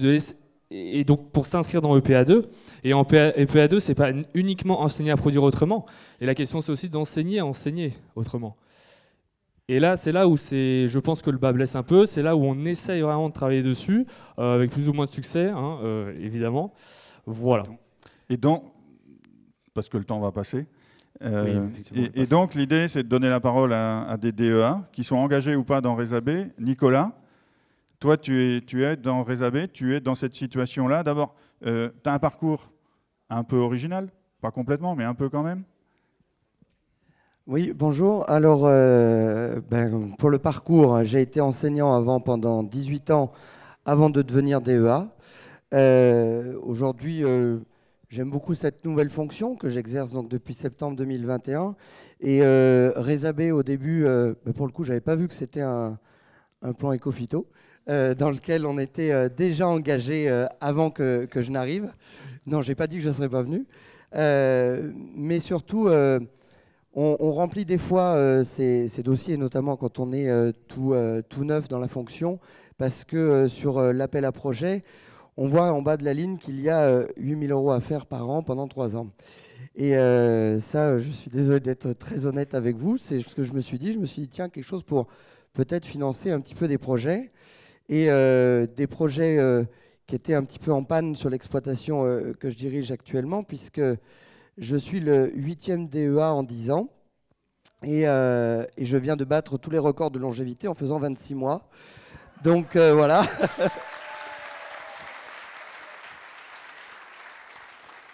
C'était pas l'objectif, mais voilà. Et oui, de toute façon, il ne faut pas s'attacher à nous, malgré tout. Et mais du coup, la commande aussi, quand on arrive, elle n'est pas toujours sur la pédago quand même. On ne vous dit pas il va falloir travailler les liens sur la pédago. On est en panne au niveau technique. Cette exploitation perdait pas loin de 100 000 € par an depuis plus de 10 ans. Et on vous met la pression là-dessus. On ne vient jamais vous dire monte des projets pour que la pédago puisse revenir sur l'exploitation. Et Rézabé, justement, te et demande Rézabé, quand j'ai répondu, je n'avais pas vu ça. J'avais pas forcément vu ça. Et je me dis, c'est peut-être bien de ne pas l'avoir vu et finalement d'être dedans maintenant, puisque ça a fait aussi émerger des nouveaux... des enseignants que je n'avais pas du tout vu au début du projet. Je m'étais dit, on est sur une exploitation 100% Viti. J'ai répondu à Rézab Arbo. Déjà, il y avait un petit souci. Mais avec le projet qui a été lancé, ça semblait être plutôt assez structurant et pourquoi pas en même temps porteur d'avenir sur notre partie viticole. Et aujourd'hui, finalement, je pensais directement aux filières Viti et c'est les filières techno finalement qui répondent plutôt bien avec des enseignantes qui participent bien et notre référente EPA2 qui est une prof de SC et qui est complètement conquise à la cause en même temps de Rézab et tout ça. C'est aussi quelqu'un avec qui j'ai enseigné par le passé dans 2 autres établissements, donc qui fait vraiment le lien. Et ce que j'avais pas non plus complètement maîtrisé au tout démarrage et pas perçu, c'est que j'ai démarré en même temps que ma collègue D2. On était tous les deux nouveaux dans l'établissement. Ma collègue D2, on en a parlé l'autre jour, elle vient de l'éducation nationale, c'était son premier poste dans l'enseignement agricole. Et on n'avait pas... Moi, je ne me sentais pas légitime d'aller demander aux enseignants qui sont mes anciens collègues, puisque j'ai enseigné dans cet établissement par le passé, je ne me sentais pas la légitimité de leur demander allez, j'ai un projet, qu'est-ce qu'on peut faire avec les classes ou quoi que ce soit. Et elle n'avait pas perçu que ça pouvait être son rôle que de solliciter aussi parfois les classes ou de se faire le relais. Et on a eu la chance par Rézam, pour le coup, d'avoir eu la visite de la bergerie Hervé et toi qui sont venus, donc c'était au printemps dernier. Hein. Et en fait, quand vous avez des intervenants extérieurs, vous êtes la bergerie. Alors la bergerie, on a l'impression que c'est un truc énorme dans l'enseignement agricole. Et ça a fait venir aussi d'autres enseignants que je n'avais pas forcément imaginé. Et ça oblige à formaliser le projet, que les gens se disent « Ah, il y a peut-être un petit bout à prendre ». Et aujourd'hui, il y a d'autres enseignants qui ont pris le pas. Il est évident qu'aujourd'hui, Rezab, enfin le projet, c'est ce qui doit me permettre, en tant que DEA, de ramener la pédagogie sur l'exploitation. J'avais pas conscience que ça devait être une de mes missions principales, mais je crois que maintenant, ça va être ma mission principale, de faire ce lien avec la pédago, parce qu'on en a quand même malgré tout assez, d'avoir toutes nos décisions commentées. Elles sont commentées, oui, c'est mieux quand elles sont partagées, quand elles sont comprises et quand elles sont relayées auprès de nos jeunes. Tu dis demander aux profs, et toi, tu proposes des trucs, tu te sens en capacité de proposer des choses? À quelles conditions, si ce n'est pas tout à fait le cas, à quelles conditions tu serais... Oui. Les propositions, là aussi, suite à votre venue, et puis là, notre référente PA2 qui est de Sibins, c'est surtout notre demande, elle ne doit pas être juste sur des fois de la main-d'œuvre. Et il faut qu'on aide les enseignants à formaliser ça aussi après dans leur cours et à le faire passer. Oui, c'est bien de planter des arbres et des haies, des choses comme ça, et c'est top quand on a 25 gamins avec nous, ça donne un sérieux coup de main. Mais qu'en est-il véritablement? Est-ce qu'ils ont retenu qu'ils ont fait péter une demi-journée de cours pour être dehors? Ou est-ce qu'ils ont retenu qu'il y a un véritable enjeu pour l'exploitation, pour la faune locale et tout ça? Donc là, maintenant, on fait intervenir aussi des extérieurs. La Fédé de chasse, déjà d'une qui paye les haies, et qui vient intervenir en classe avant. Et après, moi, j'essaye par des visites de leur expliquer en quoi la haie est importante, et on couple avec des visites qu'on propose aux autres enseignants. Aller chercher le pourquoi avant de tomber dans le faire. Ouais. Domitique, tu es dans un autre cas de figure, tu n'es pas dans Rezab, mais tu as engagé sur l'exploitation des changements importants, et il y a eu un dispositif qui a permis aussi que ça passe avec les enseignants. Est-ce que tu peux nous dire un petit mot de où tu viens, ce que tu fais, et puis de commencer par ce dispositif? Oui. Donc du coup, moi je suis à Sibins, au sud du département de l'Ain, dans une ferme de polyculture polyélevage en vaches laitières et au vin viande. Et en fait, à mon arrivée, le sujet est revenu sur la table de la conversion bio, sujet qui avait déjà été soulevé en 3 ans auparavant. Mais qui avait été, donc il y avait une étude qui avait été faite et qui avait été enterrée aussi sec. Et mon prédécesseur n'était pas très chaud, on va le dire comme ça. Voilà. Et donc mon arrivée a été le moment pour mon D1 aussi, qui était assez engagé là-dedans, de remettre le sujet sur la table. Et on a eu la chance aussi d'avoir une référente PA2 qui était au taquet, qui avait très envie de s'emparer de ce sujet-là. Et moi, ça m'allait très bien. Et donc, du coup, on s'est lancé. Et en fait, en réfléchissant à comment on pouvait faire pour faire en sorte que ce soit quelque chose qui soit auquel tout le monde adhère, parce que du coup, moi, je débarquais, c'était quelque chose de nouveau, dont on avait déjà parlé, etc. Mais il fallait quand même qu'on puisse en parler et qu'on puisse le faire en étant sûr que tout le monde adhère à la question. Sachant qu'on a un historique de production très productive, avec historiquement des vaches, des Primostein à 11 000, etc., un classement au PLM et tout, dont on est revenu depuis plusieurs années. Mais du coup, un historique et un attachement à des valeurs de production, et du coup, le bio, c'était pas forcément en phase avec tout ça. Et donc, ce qu'on a fait, c'est qu'on est allé chercher de l'aide à l'extérieur. On est allé demander en fait à notre ingénieur réseau défi, #Ecofito du coup, un petit coup de main pour animer en fait des réunions de concertation auxquelles on a invité tous ceux qui ont un lien de près ou de loin avec l'exploit, du coup en passant des agents de maintenance qui viennent donner un coup de main de temps en temps pour réparer des trucs, les cuistots, les profs, les salariés de l'exploitation, des représentants des élèves, un peu comme un conseil d'exploitation mais version élargie à des gens qui d'habitude n'y sont pas. Voilà. Et en fait, ça c'était aussi pour, on va dire, me protéger moi, dans le sens où, pour expliquer que c'était pas une décision que je voulais imposer en arrivant, etc., mais que c'était un projet d'orientation possible pour l'exploitation et qu'il fallait que ça vienne du groupe et pas juste de la folle idée du cerveau malade de Domitil. Voilà. Co-construction de la décision. Exactement. Ou pas, ça aurait pu être Ça aurait pu être ou pas. Parce qu'en fait, donc, je m'étais dit, moi, ça fait quand même plusieurs années que le sujet est sur la table avec EPA2, etc. Donc, les gens savent déjà que ça va nous tomber dessus, qu'en plus, là, c'est une évolution qui est cohérente au vu des évolutions de l'exploitation. Et finalement, la première réunion de concertation, ça a été un peu une douche froide, puisqu'on a eu énormément d'opposition, très franche et très marquée. Et on s'est dit, ça va peut-être être un peu plus costaud que prévu. Et en fait, à force de réunions de concertation, alors on n'en a fait que 3, hein, mais le fait de se poser tous autour d'une table, de se dire, bon, en fait les gars, c'est quoi le problème? Et de se dire, et de penser solution, c'est-à-dire, il y a un frein, très bien, on accueille le frein, et on dit, qu'est-ce qu'on peut mettre comme solution en face, en fait?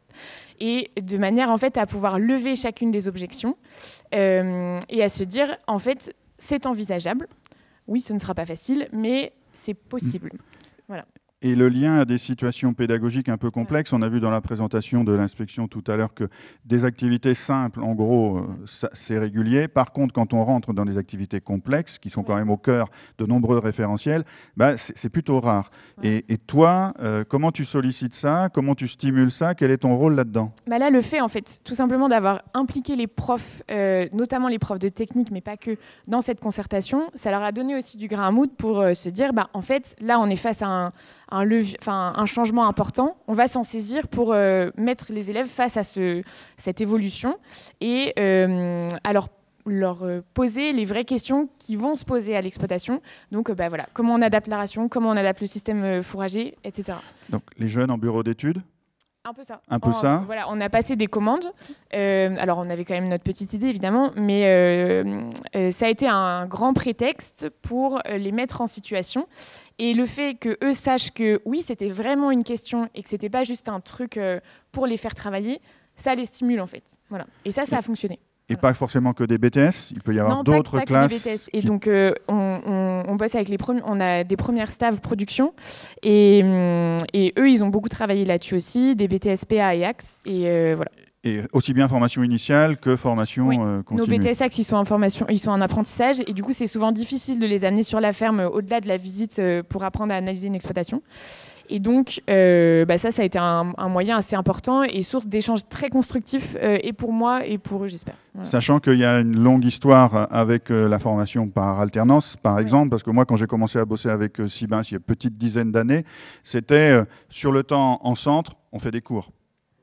Aujourd'hui, il y a des formateurs, enfin tu peux le dire aussi, qui posent vraiment des questions complexes. Oui. En lien avec l'exploitation, mais pas forcément que avec l'exploitation. Non, effectivement. En fait, on travaille en lien très, très étroit avec la Chambre d'agriculture.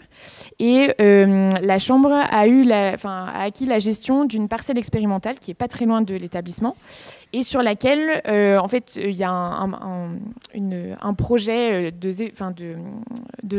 conduite en zéro phyto. Et donc, les élèves, il y avait une vraie question sur il faut qu'on fasse le diagnostic initial de cette parcelle pour savoir comment on se lance. Et ça, c'est une question qui a été clairement posée comme une commande au BTS AXE en deuxième année. Et ils ont fait un travail extraordinaire, qui du coup gratuit. Donc ça permet de ne pas avoir à faire appel à un bureau d'études, sachant que c'est un projet chambre, etc. Donc compliqué de trouver des financements et tout. Et c'était top. Eux, ils se sentaient impliqués, donc ils ont fait un travail génial. Et tous les partenaires ont été assez impressionnés du niveau de travail qu'ils ont fourni. Et vous avez fait plusieurs fois ça, oui. si bien qu'aujourd'hui, l'établissement a retrouvé une certaine excellence, que l'établissement s'était construite sur le modèle productiviste, mais aujourd'hui, par rapport à ce travail pédagogique avec des jeunes. Et aujourd'hui, on arrive à faire venir sur l'exploitation des premières G et des termes G qui n'avaient... Voilà. Alors sur des petites choses, hein, mais bon, c'est déjà un grand pas, on va dire. Mais toi, en tant que DEA, tu t'intéresses aussi à la pédagogie. À Sibins, il y a un atelier d'analyse de pratique PEDA qu'on a présenté aux rencontres de Toulouse là, sur EPA2. Et toi, tu y vas de temps en temps. Oui, j'y suis allée. C'était assez intéressant de voir en fait aussi comment les professeurs peuvent apprendre à enseigner autrement. Parce qu'en fait, c'est pas si facile que ça. Et c'est drôle de voir que certains se trouvent bloqués face à des situations où ils ont l'habitude de transmettre de manière très descendante et qu'en fait, ça peut aller mieux s'ils arrivent à co-construire davantage. Je vois que Jean-Charles est revenu. Donc, dernière question à tout le monde. Finalement, pour que ça fonctionne, ce lien, pour que le lien soit reconstruit, c'est quoi les une ou deux conditions clés d'après vous? On commence peut-être par nos amis DEA. Merci pour la question déjà. C'est la dernière. Oui. Les éléments clés pour faire en sorte que ça fonctionne. Il faut, je pense, au préalable peut-être, et ça c'est une erreur que j'ai commise au démarrage, c'est co-construire avec eux le projet et non finalement arriver avec un projet tout cuit, parce que effectivement on embarque les gens sur du projet, c'est sûr, mais quand il est construit avec eux et du coup quand on arrive avec un projet tout fait, ça fonctionne toujours de manière un peu boiteuse. Donc je pense que c'est surtout ça. Et finalement, peut-être qu'en 5 mois de présence au démarrage, c'était peut-être un petit peu tôt. Voilà. Mais quand je regarde dans le rétroviseur, c'est pas... Finalement, c'est sans regret, parce que les gens viennent et viennent autrement. Et maintenant, même des BTS viennent faire des projets, des conceptions de parcelles, des dessins, des choses comme ça. Après, ça marche pas avec tous les groupes, mais voilà, c'est comme ça. On commence avec quelques-uns et puis on verra après. Domitil. Et du coup, alors, je partage totalement cette idée-là, et j'ajouterais que faire appel à des intermédiaires extérieurs, c'est très porteur, parce que ça permet d'avoir une neutralité qui fait qu'on n'est pas le seul vecteur, le seul apporteur du changement, mais qu'il y a quelqu'un qui pose la question. Donc, voilà, nous, c'était quelqu'un de la Chambre. Il y avait aussi les référents EPA. Et donc ça, c'est précieux, en fait. Voilà. Julien ? Moi, c'est une question et je me tourne du coup vers l'inspection parce que, comme je l'ai dit, je suis nouveau dans le métier et je ne connais pas très bien. C'est comment impliquer et garder des enseignants dans des projets, comment les motiver à travailler dedans. Mais évidemment, je ne généralise pas, mais comment finalement leur donner un peu un compte à rendre, parce que je prends mon exemple de Rézabé. Si demain j'ai un établissement où j'ai plus de profs, mais du jour au lendemain, j'entends, qu'est-ce que je peux y faire? Je vais pas appeler ou aller voir en disant, si tu restes, c'est comme ça, t'es obligé finalement. Donc moi, voilà, c'est une vraie question que je me pose. Comment j'arrive pour mener à terme des projets qui partent du coup d'une exploitation, de l'exploitation, donc avec vous, le DEA, comment j'arrive à garder des enseignants quand le courant passe moyen, voilà, dans un projet. C'est une vraie question que j'ai et je vais me rapprocher de vous. Et 2 mots pour conclure, en lien avec différents projets, dont ces 2 là dont on vient de parler, c'est 1, médiation, trouver la bonne personne en interne, et Nicolas le disait avec la référente EPA2, tu l'as dit aussi Domitil, il y a un groupe d'analyse de pratique, il y a une référente régionale qui fait beaucoup de liens, et nous on va dire au niveau du DNA, accompagnement, on pense que les référents régionaux EPA2 sont une courroie essentielle s'ils marchent sur les 2 jambes, c'est-à-dire la jambe technique et la jambe pédagogique. On a une expérimentation encore sur 1 an pour essayer de le montrer. Merci. Sans vous retenir trop longtemps, mais profitant de la présence de vos collègues et des témoins, peut-être avez-vous 1 ou 2 questions à leur proposer. A priori, donc, la courroie de transmission, c'est plutôt donc, les référents EPA 2 au niveau local ou régional. Et au niveau direction, est-ce que c'est quelque chose qui est partagé et qui est une volonté des D1 et des 2 de remettre de la pédagogie sur les exploits, et comment ils s'impliquent dedans? Moi, je considère que c'est le rôle de... Enfin, il n'y a pas une personne dans l'équipe de direction qui doit apporter la pédagogie. C'est dans la mission, enfin, c'est dans nos missions en tant que DEA de faire venir des élèves dans les exploitations. Et donc il faut relayer avec le D2. Enfin, bien sûr, il faut que le D1 donne l'impulsion dans ce sens-là. Mais pour moi, c'est chacun qui doit aller dans le même sens. Il faut peut-être se dire les choses au début pour se dire, qu'est-ce qu'on fait avec les élèves, comment on les amène. Mais pour moi, c'est une responsabilité complètement partagée. Il y a besoin de petits collectifs, en fait. Nous, ce qu'on voit, c'est qu'il y a besoin de petits collectifs. C'est sûr qu'il faut qu'il y ait un D1, D2 qui donne l'impulsion, qui soit un peu convaincu. Il y a besoin de trouver du relais auprès du DEA, DAT. Il y a besoin aussi de quelques profs. Nous, dans les dispositifs, là, dans les 2, il y a référents locaux identifiés et surtout référents régionaux qui ont de la compétence et qui travaillent avec nous, le national. C'est parce que nous, on ne peut pas être partout, en fait. On n'arrive pas sur la finesse de grain. On peut y être de temps en temps, mais pas suffisamment. Les référents régionaux en connexion avec les locaux, eux, ils peuvent le faire. Et nous, on a beaucoup de chance, on aura, puisqu'on a ce dispositif qui fonctionne. Et je pense qu'on a un temps de formation à Perpignan qu'on va animer avec Julien et les équipes PEDA. Eh bien, les référentes régionales vont être là. Quelques référentes régionales vont être là. C'est du liant, vraiment, c'est du liant. Et la question, c'est celle de l'humain et celle du liant et des compétences. Des compétences sur ces questions-là. Et nous, on est très attachés aux deux, en fait. Technique, mais surtout en PEDA, en didactique, c'est comment on va engager les gens et comment on va vraiment marquer, j'allais dire au fer rouge, les apprentissages qui sont en jeu. Si ça ne connecte pas avec les référentiels, avec ce qu'il y a à faire dans les référentiels, si c'est considéré comme une tâche en plus, ça ne marche pas. Aurélien, directeur de l'exploitation de Digne Carmejane. Moi, j'avais plutôt une question. Alors, je suis désolé, c'était pas pour vous, c'était pour les inspecteurs qui avaient fait la présentation. Et sur l'avant-dernière diapo, où aujourd'hui, j'ai ressenti une certaine dualité, en fait. C'est que dans la présentation, c'est de dire qu'il y a un pôle d'excellence sur un type de production avec une vraie compétence. Sauf qu'aujourd'hui, toutes les pressions politiques et autres, c'est diversifier, essayer de faire des ateliers qui vont perdre plein de sous. Et puis, derrière, on vous dit... Oui, désolé, je mets les deux pieds dans le plat. Mais, et derrière, là, vous nous dites, c'est parce qu'on est identifié sur une production dans laquelle il y a un pôle d'excellence sur lequel l'exploitation s'investit, qu'on est reconnu et sur lequel on peut faire des formations. Et du coup, aujourd'hui, quelle est la solution? Alors, est-ce que c'est de réussir à stopper ces pressions politiques, de faire de la diversification sur des tout petits ateliers à gauche, à droite, sur lesquels on n'a ni les moyens humains, ni les moyens de gestion, ni les moyens fonciers, ni les moyens structurels, ni les moyens... Bref. Alors, on s'est exprimé très vite et peut-être pas très bien. Ce n'était pas tout à fait ça. Ce qu'on a observé, constaté et qu'on a relaté, c'est que les liens sont plus forts, plus durables sur les EPL spécialisés. Toi, tu parles avant tout d'une exploitation de polyculture élevage sur laquelle on dit il faut multiplier les ateliers. Nous, ce qu'on a observé, effectivement, c'est que le lien FCPA, exploitation agricole ou atelier techno, était beaucoup plus solide et durable sur toutes ces exploitations spécialisées en viti, sur les centres équestres, en forêt ou sur les ateliers qui sont purement agroalimentaires. Donc ces exploitations-là, quand on est spécialisé en viti, demain, on ne va pas forcément aller diversifier le système de production, c'est bien évident. Je ne pense pas que l'EPL de Beaune envisage tout de suite encore d'installer un atelier de vaches laitières. Tu vois. Oui. On est un peu spécialisé dans un certain domaine.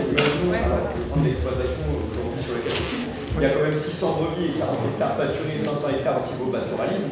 On peut quand même dire que c'est spécialisé sur le vin. Oui, complètement. C'est mon seul produit d'exploitation. Donc aujourd'hui, on est quand même spécialisé, mais la pression politique, et voilà, l'exploitation à la colline, les pressions politiques, c'est diversifier dans tous les sens avec des ateliers qui ont des chiffres d'affaires de 0 et des investissements à plus de 20 000 euros. Et du temps de travail monstrueux dessus. Et donc aujourd'hui, cette question-là, comment est-ce qu'on peut... Ça, c'est pas... Ouais, alors ça, pour moi, c'est pas une pression politique. Là, on est dans l'absence de stratégie au sein de l'établissement. C'est-à-dire qu'à un moment donné, compte tenu effectivement des missions confiées et des obligations qui sont faites aux exploitations et aux ateliers technologiques, notamment sur les équilibres économiques, et je rappelle que ce sont avant tout des unités économiques à vocation pédagogique, il faut le rappeler en permanence, certaines équipes de direction ont oublié ça. Nous, on le constate, et ça, il faut le rappeler. Et donc, à partir de là, si effectivement, vous êtes dans l'établissement, dans une stratégie de diversification telle que vous la décrivez, là, il y a un problème. Mais ce n'est pas une pression politique, ça. C'est une stratégie d'établissement. D'accord ? Donc, il faut effectivement remettre, je dirais, sur la table le projet. Là, il y a un vrai sujet. Moi, je suis simple formateur, mais j'aimerais bien savoir qui, pour nous aider à reconstruire un projet, lorsqu'on est dans un contexte mouvant, de changement de directeur d'EPL, de changement de DEA, d'absence de référent EPA2. Ce sujet-là est un sujet prégnant depuis longtemps. C'est-à-dire que les projets d'établissement qui sont à la patte du chef d'établissement ou une équipe de direction et qui changent, à chaque fois qu'il y a un chef d'établissement qui change, on connaît et on sait à quel point ça peut être déstabilisant pour les établissements. C'est pour ça que moi je fonde je ne serai pas là pour le voir, mais je fonde beaucoup d'espoir sur le dispositif d'évaluation des établissements. Parce que ce dispositif-là, si effectivement on le conduit comme il doit être conduit, il doit, lui, pérenniser le projet d'exploitation. Et qu'effectivement, ce projet d'exploitation ne soit plus dépendant du mouvement des équipes de direction, mais que les équipes, d'une manière globale, s'en emparent et que ce soit elles qui le pérennisent dans l'établissement. Et là, il y a un vrai sujet, il y a un vrai enjeu. Donc après, ça dépendra de ce qu'on va faire de ce dispositif. Sylvie Robert, Institut Agro, campus de Florac. Juste, c'est pas une réponse, c'est une suggestion, enfin deux, si je peux me permettre. Qui peut nous aider pour animer un collectif et aller vers un projet d'établissement, et notamment un projet d'exploitation dans l'établissement qui passe le cap de succession des équipes. Dans le dispositif national d'appui, on est un certain nombre d'équipes, que ce soit à la bergerie sur la Seine, que ce soit dans la salle avec les collègues de Toulouse, de Rennes, de Dijon ou de Florac ou encore de la bergerie. On est là à votre service et on utilise un certain nombre de dispositifs ou d'outillage et d'animation avec des gens derrière. On est là aussi pour pouvoir vous aider. Alors, je ne vais pas faire un grand déploiement de tout ça, mais demain, il y a des barcamps. Fréquentez-les. Voilà. Il y aura des idées peut-être pour venir discuter de comment on anime un collectif dans la durée avec des moyens simples, que j'oserais dire efficaces. Efficaces, ils sont animés parce qu'en fait, ce n'est pas des machines, c'est des gens, tout ça. Voilà. Donc, utilisez-nous à bon escient. On est à votre service. C'est une question pour l'inspection. Je souhaitais qu'on revienne un petit peu en arrière sur la formation des néo-DEA, DAT. On a dit tout à l'heure que pour les ACEN, c'était compliqué. Ce qui nous embête quand même beaucoup d'entendre que c'est compliqué. Alors, on est capable d'individualiser la formation. Enfin, en tout cas, on nous le demande pour nos apprenants. Ce serait bien que ça puisse être fait vraiment à fond aussi pour les personnels de direction. Il y a des fois, il vaut mieux différer une prise de poste. Pourquoi pas la différer de 2 ou 3 semaines si un ACEN a vraiment besoin d'une immersion dans une exploitation. Ça peut être quelque chose d'intéressant. Héloïse, tout à l'heure, parlait des sortants d'école d'ingénieurs. Alors c'est vrai que quand on l'identifie, on peut les avoir dans le radar et anticiper. Il y a peut-être aussi des négociations à avoir avec SRH et des GER pour anticiper sur des futurs ACEN. Il y en a un dans la salle qui va bientôt être ACEN DEA. Eh bien, il n'a toujours pas commencé son cycle à Dijon alors qu'il est prof. Comment ça se fait? Comment est-ce qu'on fait pour, comment on peut ne pas anticiper ce genre de choses? Parce qu'il est déjà dans les radars. Donc c'est bien parce qu'il y a du tuilage. Mais le tuilage, il va se faire en fait avec un contrat sur budget EPL. Donc voilà, je trouve juste dommage qu'on n'arrive pas à anticiper davantage sur des gens qui vont prendre des fonctions. Il n'y a pas que les sortants d'école qu'on connaît déjà. C'est Thomas Renaudin, Guingamp. C'est pas une question, c'est une remarque sur le même sujet de la formation et notamment la nouvelle mouture du tutorat. Pour y avoir participé cette année avec une collègue de Normandie, moi je trouve que c'est vraiment une très très bonne initiative, cette semaine d'immersion. Par contre, effectivement, comme ça a été souligné par plusieurs collègues, la longueur, le temps où on n'est pas dans l'établissement, avec notamment la concurrence d'autres formations à Dijon. Pour moi, un des éléments déterminants pour bien vivre ce temps-là, c'est l'accompagnement de l'équipe de direction du côté du tutoré. C'est-à-dire que à partir du moment où il y a du soutien sur place de l'équipe de direction et en particulier du directeur ou de la directrice de l'EPL, on ne laisse pas le boulot s'accumuler pour celui qui est parti et on fait en sorte de rendre vivables ces temps de formation qui sont, à mon sens, très utiles pour conserver les gens dans la fonction. Et notamment, alors Valérie parlait des contractuels, et notamment les IAE, pour qui on sait qu'ils constituent une partie du vivier de renouvellement de notre fonction et qu'on a bien du mal à fidéliser sur ces fonctions de direction de centre. Merci beaucoup. Concernant l'estimation et la mise en place de la matrice des coûts pédagogiques, voilà, je voudrais savoir un peu où on en est, parce que nous, on la met en place à l'exploitation depuis plusieurs années. Je précise que nous ne sommes pas concernés, puisqu'on bénéficie de reversements des centres d'enseignement pour le support et le coût pédagogique supporté par l'exploitation. Mais on n'en entend plus trop parler au niveau national, et je voudrais savoir où ça en est. Parce que d'après ce que j'ai compris, certains établissements ou directeurs refusent catégoriquement la mise en place de ces coûts, ou la prise en charge de ces coûts, Voilà, donc quiz du devenir de cette matrice. Marion Lotte lève la main aussi, elle peut peut-être répondre à votre question précisément. Précisément, je ne sais pas, mais en tout cas, non, on va aborder ces sujets-là. Enfin, Christophe Dampierre, qui est le chargé de mission en Hauts-de-France et qui coordonne le réseau des chargés de mission animation des territoires au niveau des SRFD, interviendra demain avec Sophie Singer sur les outils qu'on propose au DEA, DAT, et notamment ce sujet-là sera abordé. Donc si on peut avoir un tout petit peu de patience jusqu'à demain, et vous aurez déjà des morceaux de réponse. Par contre, juste pour information, on travaille actuellement au niveau du BDAPI à travailler du coup avec les régions justement sur la problématique de l'investissement dans les exploitations, le fonctionnement des exploitations, etc. On a entamé ce travail avec les SRFD au printemps.